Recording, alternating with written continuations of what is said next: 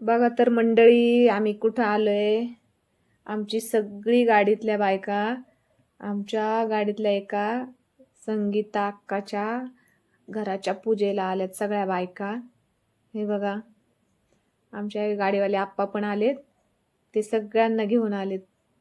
तिने नवीन घर बांधले म्हणून तिच्या घराच्या पूजेला सगळ्या एकमेकीला भेटल्या इथं.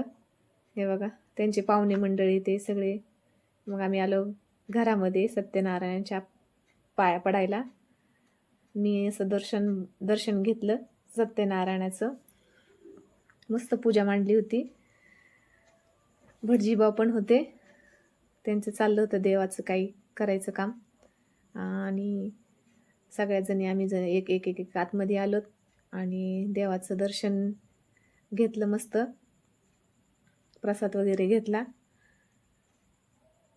सत्यनारायणाची पूजा पण मस्त मांडली होती. आणि आम्ही सगळ्या जणींनी सत्यनारायणाचं दर्शन घेतलं आणि घर बघितलं. तिचं घर पण छोटंसंच आहे, पण छान बांधलंय तिने घर. गरिबाच्या इथं आवर्जून जावा. मोठ्याच्या इथं तर कोणी पण जातं, पण गरिबाच्या इथं आवर्जून जावा.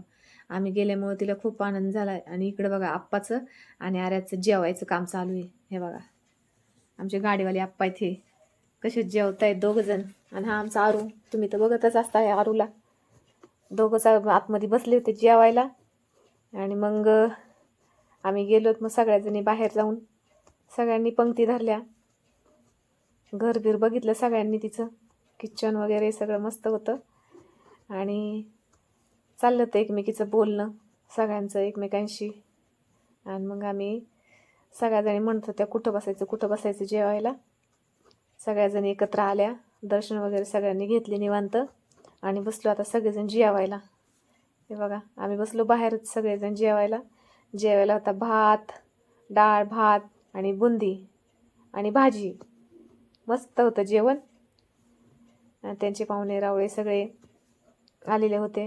मग आम्ही जेवण वगैरे केलं आणि आम्ही चाललो आता, निघालो आमच्या घरी. कारण आता उशीर झाला होता, त्याच्यामुळं सगळ्या जणींना घरी जाऊन स्वयंपाक करायचा होता. मी तर घरी जाऊन आवरून परत आले होते पूजेसाठी, नाहीतर नसते आले. आणि मग सगळ्यांना भेटलो तर आम्ही एकमेकीच्या गळ्यात पडून भेटल्या. जुन्या मैत्रिणी भेटल्या तिथं काही पूजेला. आणि ही सुनीताताई मला म्हणते थांब. मग म्हटलं नको, माझी दोन्ही पोरं घरीच आहेत, त्याच्यामुळं मी आले. आणि आमच्या उज्ज्वलताईचं काय, चला रे चला, उशीर झाला आहे, घरी जाऊन आम्हाला स्वयंपाक करायचा आहे. कारण कामावरून येऊन आम्ही इथंच थांबलो होतो ना, घरी गेलो नव्हतं. सगळ्या बायकांना घरी जाऊन मग स्वयंपाक करायचा होता. आणि ही भाभी सांगती चला बाय बाय, आम्ही चाललो आता घरी, जेवण वगैरे केलं अशी सांगत होती. मग आता सगळ्यांच्या भेटी झाल्या आणि मग निघालो आता आम्ही. आमच्या आप्पांनी गाडी लावली होती कुठं काय माहिती, त्या गाडीला शोधत. आणि चाललो मग आम्ही असंच.